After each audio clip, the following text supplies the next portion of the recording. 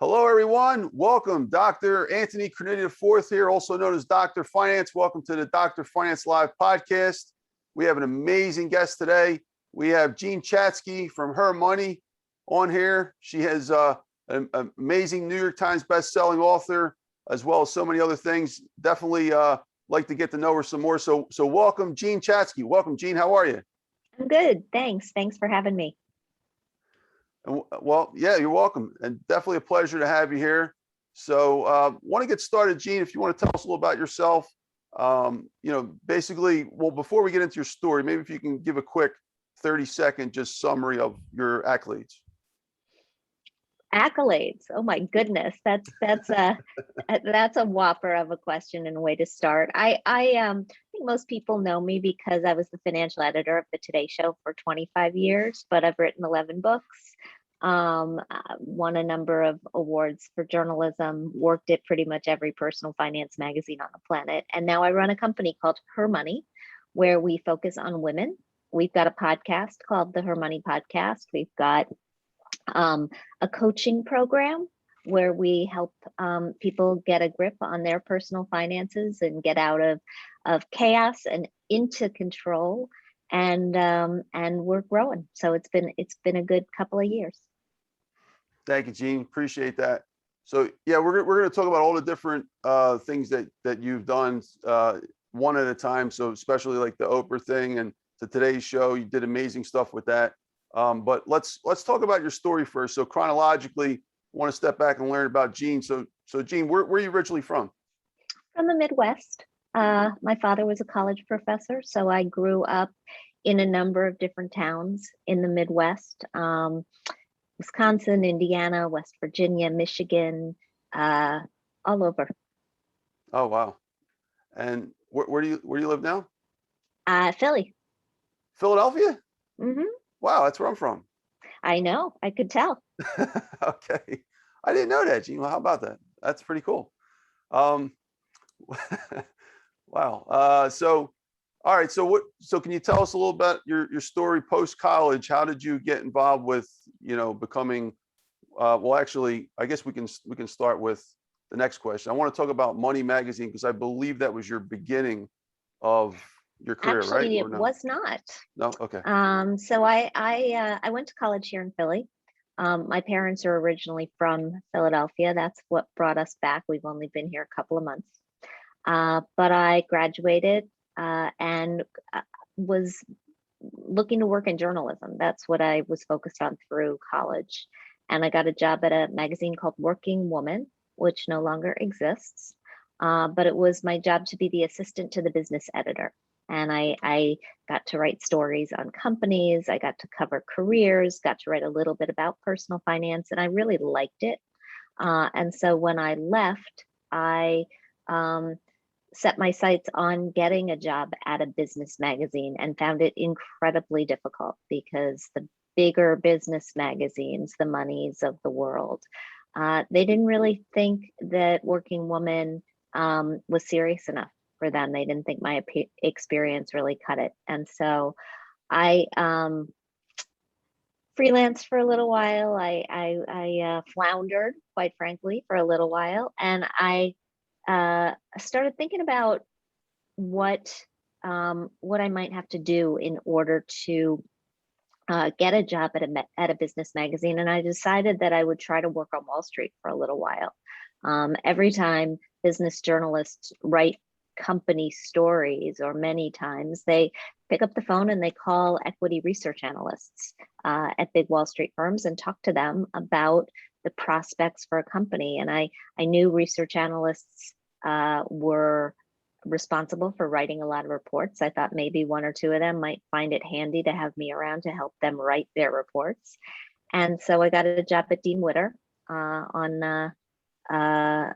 which was located in Tower 2, actually, of the World Trade Center. I worked there for a couple of years. And then I reapplied to jobs in journalism and worked at Forbes, worked at Smart Money for 5 years, eventually found my way to Money Magazine, but it was further down the road. Wow. Okay. So you had a lot of twists and turns to get where you were, and a lot of experience. Wow. So, okay. So then, let's fast forward to Money Magazine. What was it like working for them? It was great. I mean, I was a columnist for Money.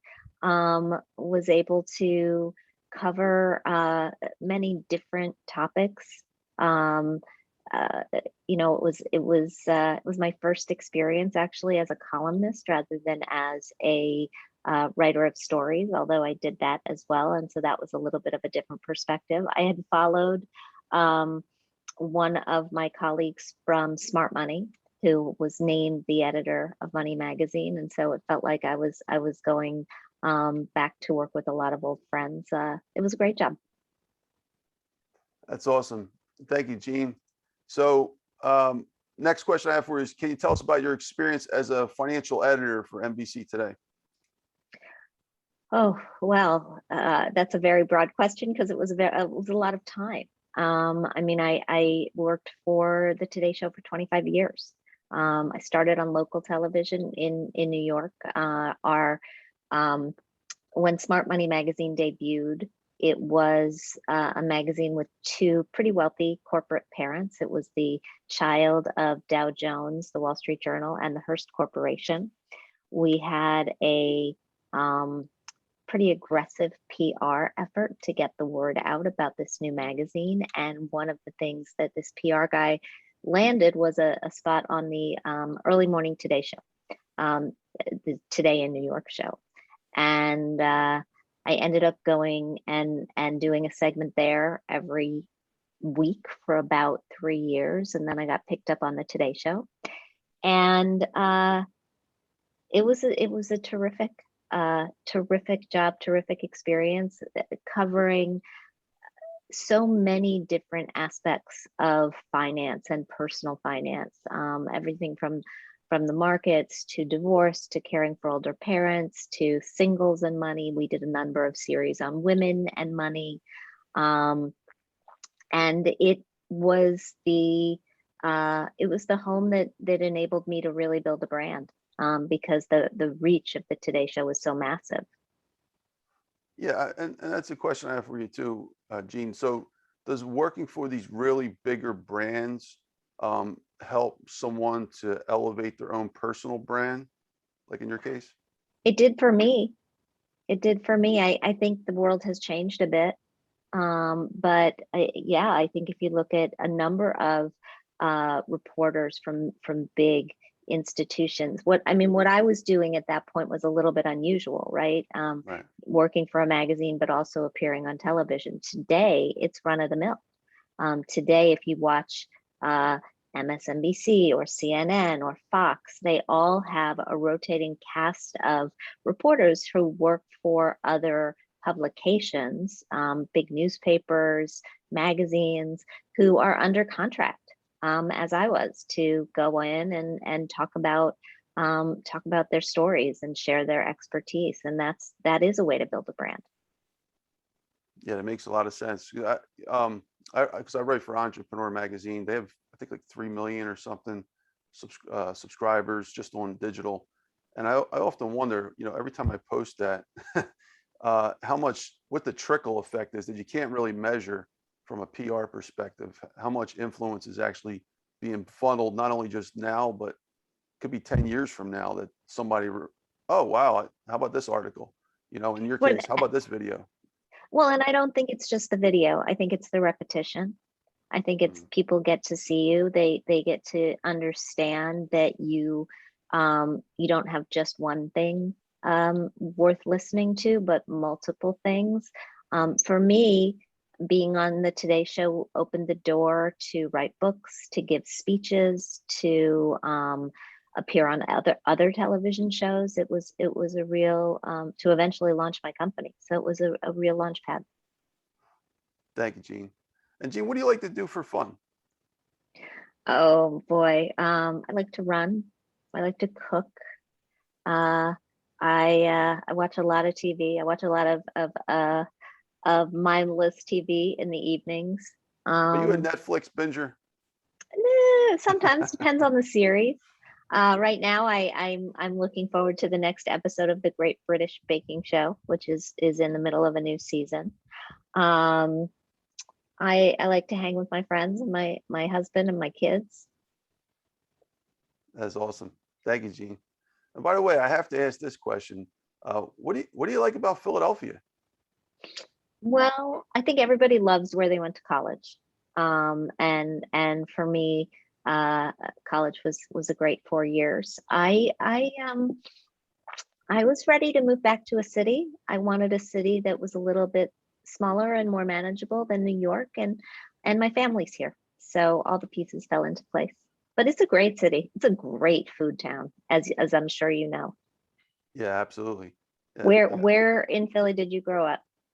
so I'm fifth generation South Philadelphia. Yeah, real estate business. So I've pretty much been all over the city buying and Yeah, and selling. where are you now? Still Philadelphia. Where are you now? Oh, yeah. So, well, I rotate. South Philadelphia mostly. Okay. All right. Yeah. Well, since I'm new, I'll have to get your restaurant recommendations. Oh, anytime you want, I'll definitely give you my top picks and invitation to come Okay. anytime. Well, thank you. I appreciate that, Jean. All right, so we're gonna move in. We'll talk about today's show a little bit more. So you had already mentioned it, but what do you like best about being the financial editor for the Today Show? And what is the correlation between that and NBC Today? Is that the same thing? I don't know. I don't really Yeah, watch. that's the same. It's the same thing. I'm not doing it anymore. But Oh, okay. but I had said, it was a terrific job, incredible people, a real family. Yeah, it makes it a lot more easier to work with people that you really like to work with. Love, really. If you love working with them, it definitely helps out a lot. All right, thank you, Jean. All right, next question we're going to talk about is a very interesting role that you have. And I don't usually go line by line, but you're in the finance space like myself, and you're an incredible role model for many people. Just have so many cool things that you did. I want to talk about, can you elaborate on the role that you have still as the financial ambassador for AARP? Sure. Yes, I've been doing that for about 7 years. It's a terrific job. I'm a columnist for AARP's magazine. AARP magazine has the biggest reach of any magazine. And I have the opportunity to do events, to create videos, to get behind issues that I believe are important, do a little lobbying. So it's terrific, and representing an organization like AARP is just a privilege. Yeah, it's such a huge organization too. Like AAA, I mean, to be able to be attached to a brand like that, there's just so many possibilities. Yeah. All right, thank you, Jean. All right, so here we go into some very interesting stuff I'm curious about. How does it feel to work with Oprah Winfrey? I mean, that's like the top of the game. You get to Oprah, it's like as high as you can pretty much get. I mean, you actually worked with her for a series of things.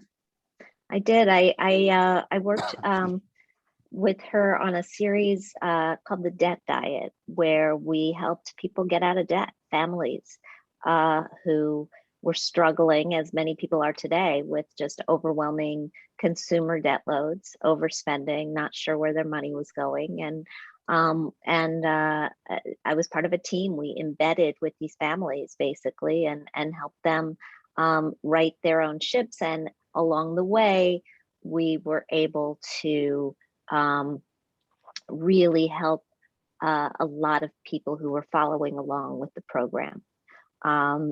I went from there, and I worked hosting a daily radio show on the Oprah and Friends channel of XM, Sirius XM, for about 3 years, and that was fabulous. I had the ability to take calls from people who were listening, get to know a lot of our audience, and I like radio. That's why I like doing my own podcast. I think I like interviewing people. I like having conversations that are longer than 5 minutes. And yeah, it was a total privilege. Thank you so much, Jean. All right, and I want to go down a little bit more, elaborate on the Oprah Debt Diet show, because I was watching the clip the other day. I thought that was really fascinating. David Bach was on there, Hmm. and there was one other person. Linda Bridgeforth. Linda Bridgeport, thank you. Yeah, I thought that was really, really cool. And you were changing people's lives on there. I mean, the couple that you had handled, I love the part about the hair and the cars and just completely just wiping out the debt. I was thinking of my days as a financial planner and trying to get it through these people's heads. Like, you don't need this. You're struggling here. Like you're about to, fall apart. And all you got to do is get rid of a few things. So I definitely resonated with that. Do you think Oprah's show that you starred in, again called America's Debt Diet, folks, made a significant impact on increasing financial literacy, which was really the whole motive of Oprah doing that show? I hope so. I think, we know we had about 1 million people following along, which was incredible. I think people come to financial literacy for different reasons at different times. I'm sure that because you've worked in this industry, you've had the experience of realizing people don't come for financial advice just because. They come for financial advice because they have a problem. This is not the kind of information that seeps in just because it's in the ether. You have to be ready to accept it. You have to be ready to make the change. And if you're not ready to make the change, I can talk until I'm blue in the face and it's not going to make a difference. But when people open themselves up to it, and the magic of Oprah is that she has the ability to make people want to make a change, right? So by embracing this issue, and giving David and Glinda and me the opportunity to share her platform, I do think we made a difference, and I think we continue to. I mean, there's so many voices in the personal finance space now, and I think that's just great. I think I am not going to I'm not going to resonate with everybody. You're not going to resonate with everybody. People have to figure out who they can relate to, who they can listen to, whose advice and information makes sense to them. And once they figure that out, then perhaps they can wrap their arms around it and make a change. Absolutely, Jean. And the reason this question is even more special is because I believe we're on the same quest to change people's perception of finance and financial literacy, and pretty much help out the world, through that method. What's a better platform than Oprah, right? Like that's the highest you can go. I mean, if you can get on Oprah, I mean, in theory, you should be able to reach a maximum amount of audience size. Well, you would be able to if she was still on, doing Yeah, if her she was show, still on, which she's yeah. not. Exactly. So that's the reason of my curiosity here, is because I think you can But measure a lot by what happened here. Today people are doing it on TikTok. They're Yeah. doing it on you're doing it on Clubhouse. We've got big platforms on I've got 17,000 women in a group on Facebook, helping each other. People have different arenas. It's a little more disparate, but it's maybe even more in the ether. Yeah, I mean, the essence of the question really boils down to how do we figure out to maximize to accomplish this goal on a much larger scale. Obviously, Oprah was the way of that time frame, and like you just said, there's multiple different platforms now to accomplish that goal. Like you mentioned, Facebook group. So that's really the key to figuring out how to help as many people as possible. That's my thoughts. Yeah, I think you're right. Thank you, Jean. All right. Next question. Why does money make people so emotional? I think people don't really have a true understanding of their own money story. I think you know, in order to understand why we behave the way we behave with money, we need to understand where we came from. We need to understand the lessons that we absorbed as kids. Not what we were taught, but really how we were raised and how we felt, whether money was a source of tension in our homes or a source of joy, whether our parents had financial struggles that were bubbling beneath the surface. I think we all need to understand a little bit more about our financial histories, and then we can start to understand why money pushes the different buttons that it pushes. That's a great answer. Thank you, Jean. Okay. How does it feel to be a New York Times bestselling author? It feels good. I mean, you know, it feels good. I've been very fortunate. Can you tell us about your books? What were your books that you wrote, and what's their names, and et cetera? Well, let me just tell you about my most recent book, because I don't want to relive all this history. But my most recent book is called Women with Money. It came out shortly before the pandemic. It really is a book for women who are coming into their own or have come into their own financially and want to make sure that they are creating the life that they want to create, leaving a legacy for their kids that is consistent with their values, making sure that they have the resources to accomplish what they want to in the world, but also with their families. It's a guidebook. And I was fortunate enough to be able to interview hundreds of women before I put pen to paper and really get a sense of what women want out of our money. Because for women, money is really a tool that helps us achieve the life that we want to achieve. And for that reason, we approach pretty much everything differently. Investing, saving, spending, goals, and so that's what that book is about. What were some of your conclusions? I'm interested, Jean, on that book, because in Clubhouse, I'm noticing an amazing amount of women entrepreneurs. I'm actually surrounded, all my mentors, et cetera. Most of them are women, and they're highly successful, like Sharon Lechter, Laura Langemeyer, et cetera. I mean, there's just so many of them. And I'm just finding that it's increasing. I see it stepping up even more every day. Well, women start businesses. Yeah, I mean, women start businesses at about 1.5 times the rate that men do. And even during the pandemic, the number of businesses that women were starting, in part because we were more challenged when it came to caregiving, both for kids and for older parents, forced essentially in many cases to take a step back from the workforce. The number of businesses that women started really continued on the same trajectory. I think that's a big goal for women in terms of maintaining and grasping our own financial independence. What do you think are some advantages versus disadvantages for a woman today trying to be an entrepreneur, like in modern society right now? Where's the key characteristics they have over men that are both good and bad? Well, I mean, I do think it depends on what kind of a business you're looking to start, right?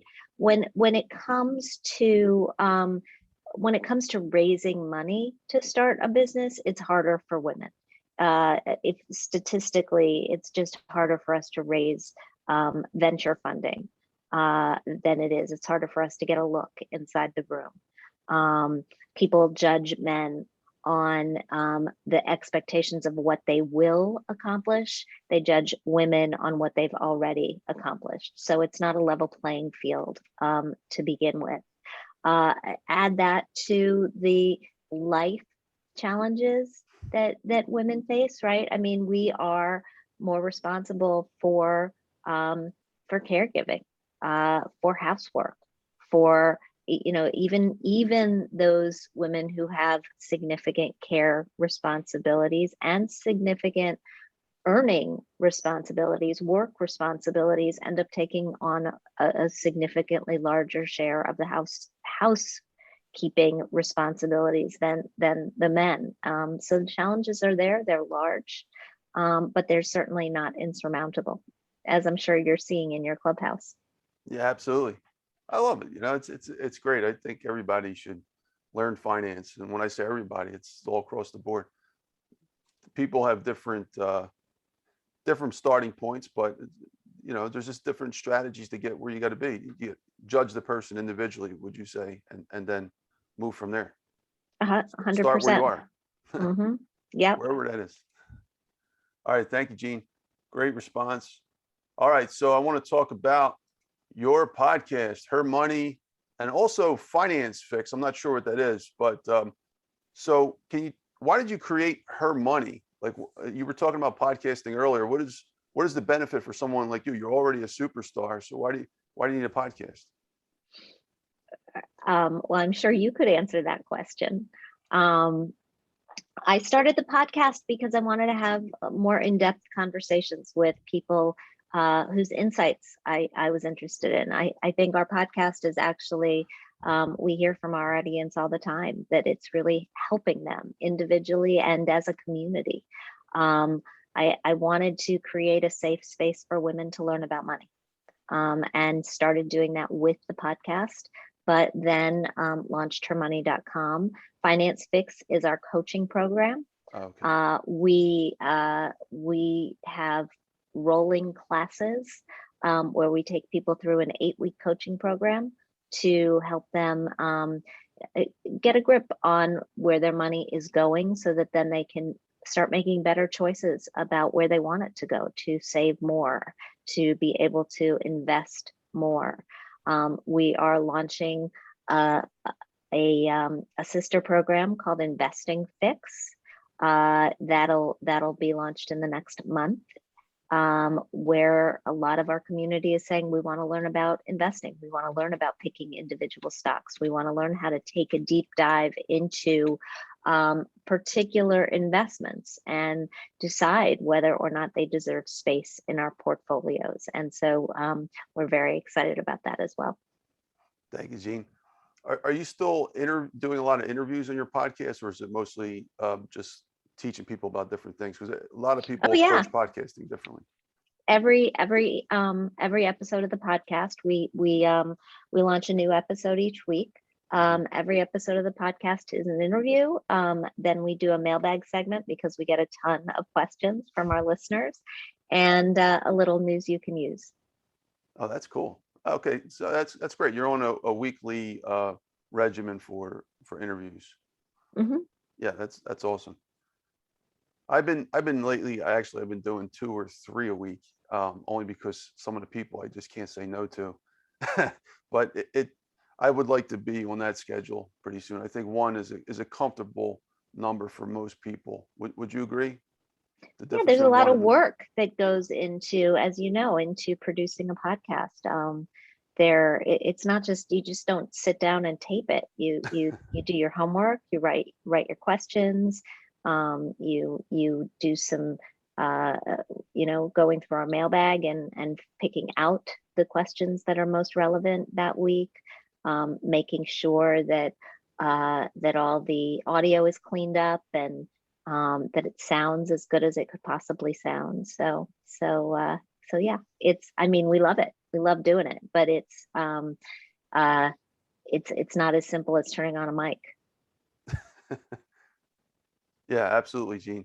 You're right. I mean, it's and then you got the editing part if you're involved with that, the SEO and and then the podcasting directories, which is another animal. You got to post it out to all of us. Yep, exactly. Thank you. Appreciate that. All right. We're moving into some financial aspects. This is relevant to today. Do you think that could financial literacy have minimized the impact of COVID-19 during the Great Pandemic Depression? Hmm. If people knew more about money and managing money and finance and all that stuff, do you think they Well, could look, have I eased a little think bit? I think yes and no. Um, there were many, many people through no fault of their own whose industries just shut down. Yeah, that's true. And they suffered the most in the pandemic. And would financial literacy have helped them? I suppose if it had, in leading up to the pandemic, encouraged them to fully stash an emergency fund, that would have been great.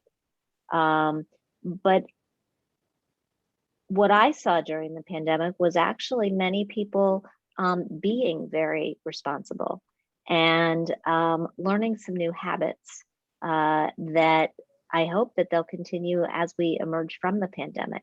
You know, people cooked a lot more. We learned we didn't have to go out for takeout for every meal. We learned we could go to the grocery store with a list because we only wanted to go once a week or once every other week. And that enabled us to be smarter about what we actually bought. We learned that we only wear a fraction of the items in our closets and that we don't really need that much stuff. We learned that we didn't have to pay for a pricey gym, but we could go for a nice long walk, and that's fine exercise. And a lot of the stimulus dollars that came people's way, if they didn't need them, people used them smartly. They used them to pay down high interest rate credit card debt. They used them to build emergency cushions. A number of people started investing outside of their retirement accounts. So I hope we see these things continue. Yeah, absolutely. And I definitely resonate with the cooking thing. I mean, you go back to the 90s, most people, I would say your average regular person was not cooking. They weren't going out as much. It was an expensive thing. It was for above, I guess, more than middle class, the upper middle class, etc.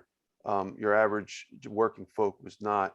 And then all of a sudden, I think, at least in Philly, this is the way I interpret it. In probably the 2000s, you saw a lot of these cafes open up and Mm-hmm. a lot more restaurants. And then people went on that habit for about 20 years. So it was like, especially the older folks who saw the 90s, I think a lot of them remembered in their brain, oh, yeah, that's right. I used to cook. I used to cook 20 years ago. That's right. It's fun.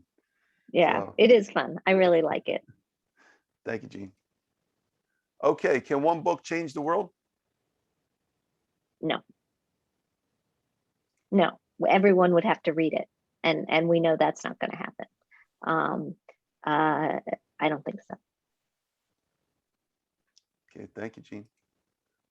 Okay. What role has networking played in your life? Well, mentorship has been huge for me, actually. I have had a series of mentors through since college that have really helped me all along the way. And maintaining relationships, which I guess is another word for networking, Mhm. is also incredibly important.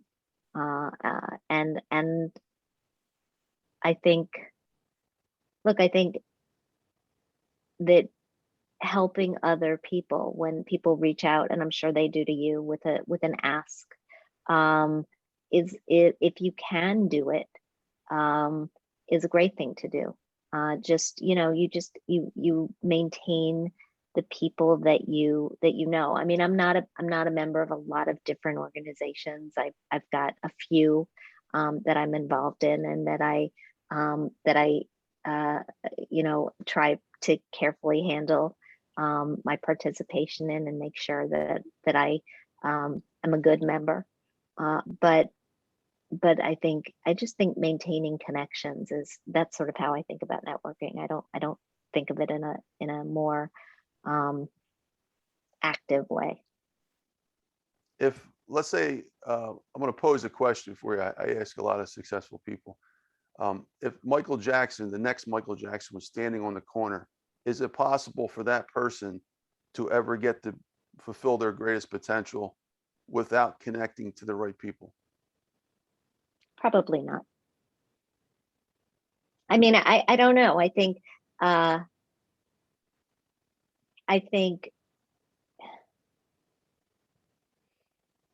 they have to get to the right people in some way, shape, or form. They have to get noticed in some way, shape, or form. And whether that is because somebody walks by that street corner, whether it's because they take the initiative and apply for the next American Idol, whatever it happens to be, somebody's going to have to make those connections.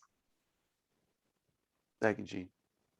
And actually, just following up on that, you touched upon it a little bit. My next question was about mentoring. So is mentoring important?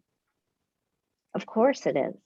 Of course it is. But I don't know that it has to be having one or two people in your life for every stage. I also think, having lunch with an important colleague and getting advice and information from that person to enable you to make a decision that you're facing, that's mentoring. It's not the kind of mentoring where you have the same person in your life for 3 decades, but I think it's equally valuable. Yeah, makes a lot of sense. Who were some of your mentors? Coming out of college, a professor named Nora Magid, who was a one-woman journalism department at the University of Pennsylvania in the 80s, essentially. She was a very important influence, and she unfortunately passed away a number of years ago, but her former students, a whole group of us, now run a mentorship program at Penn for kids who want to come out and work in the field. And that's an initiative that we've been doing for almost 20 years now. And we have a very, very nice Nora network, we call it. I've had editors who've been incredible mentors to me throughout my career, producers who've been amazing, friends who I call and ask questions about, respect their advice, lawyers, different people along the way. Thank you, Jean. By the way, what school did you go to? What college? Was that University of Penn, Wharton? Yep. Yeah, I didn't go to Wharton. I was an English major. Oh, really? Mm-hmm. Wow. Okay. Yeah, Wharton's Wharton. I mean, well, University of Penn is just a great school, period. So. I was very, very fortunate to go to school there. Yeah, if I didn't go to GW, I probably would have went there. I had to leave the city at the time. Oh yeah? Uh-oh, I think that sounds like there's a story there. Oh yeah. I was a lost child. All right. What are your favorite financial books? Oh boy. The Intelligent Investor. Oh, that's the first time someone said that on here. I love it. That's great. I had the opportunity to work with Jason Zweig, who worked on the updated edition.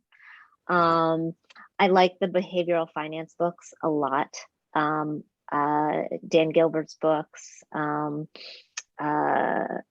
Again, Jason Zweig wrote a book called Your Money and Your Brain.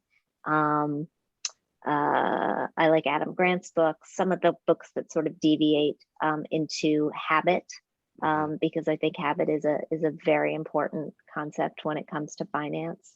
Think and Grow Rich? Yeah, I don't know that it's on my list of favorites, but Okay. but I like it. Fair enough. Anything else? No, those are probably the biggies. Well, I live in Philadelphia, as you noticed, and we just heard a little gunshot in the back. Sorry about that. Oh gosh, wow, I did not hear that. Yeah. All right. So let's see. Do we need money to survive? Sure. What are you getting at there? Well, it sounds like a common sense question, but as you probably know from your experience, it's not always common practice for many people. My last book, The Survival of the Richest, was talking about the necessity of survival and money, and a lot of people don't really recognize that you really, really need money to survive. And I think, like a lot of, but I don't want to steal away from you, but to answer your question, as you saw on the debt diet, there were the clients, I'm sorry, the couple that was there, they actually, I think that people like them, they don't even realize how important money is. They get off on this sidetrack and just want to, if you, out of sight, out of mind, pretty much, right? So they don't want to think about it. So I don't know, what's your thoughts though? So it's a hard yes? Yeah, it's a hard yes. We No brainer. absolutely, we do, but we, I think that the more interesting question is, do we need money to be happy? And there again, the answer is yes, but only to, there's a point of diminishing returns. There's a point at which more money won't make you more happy. And that is something that we've, that has been proven out in a number of different studies. That once you get to the point where you've got enough money to live comfortably, more money doesn't make you more happy. And so when Daniel Kahneman, the researcher who did this study years ago, put a number on it, it was $75,000 a year. But in fact, I think it's a different amount in different spaces. You need to be in different places of the country. You need to be able to keep a roof over your head, get back and forth to work, put food on the table, enjoy yourself, however you define that. Go on vacation every once in a while, go out to dinner every once in a while. But once you have those things, more money doesn't really make you more happy. Yeah, that makes a lot of sense. Thank you, Jean. Okay, and this ties into that question, and I already can forecast your answer, but love to hear it for the record. Is finance necessary for everyone? Sure. Everybody should have a basic knowledge of how to manage their own money. It's not a money skill, it's a life skill. Well, we are on the same page with a lot of things, Jean. Good. Excellent. Thank you. All right. How important is having a purpose in business, and what is your purpose? My purpose is to help people use the resources that they have to create the life that they want, and to reduce the financial stress that they feel day to day. And yeah, I think if you have a purpose, it certainly makes going to work easier. Absolutely. Thank you, Jean. All right, we got 2 questions left. We're really Okay. flying through this interview. All right. What would you like to accomplish in the next 10 years or so, and why? Like to grow my company, to impact more people. I would like to I'd like to have meaningful time with my mother and my stepfather and my husband and my children. I'd like to see more of the world. I hope that that's soon a possibility again. Are you going to visit your friend David Bach in Florence in Italy? Oh man, you know what, if I head that direction, I will definitely see him. Oh, that's cool. And it's been too long. I used to live there in Florence in college. Lucky you. 6 months, yeah. Beautiful, beautiful city. He's probably living it up over there. I'm sure. All right. And last question, what would you like to be your legacy to this world?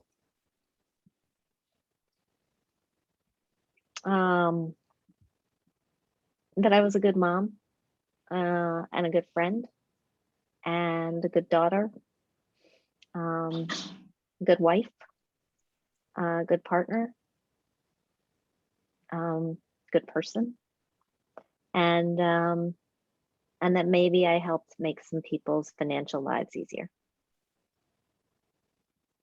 Thank you, Jean. Appreciate that.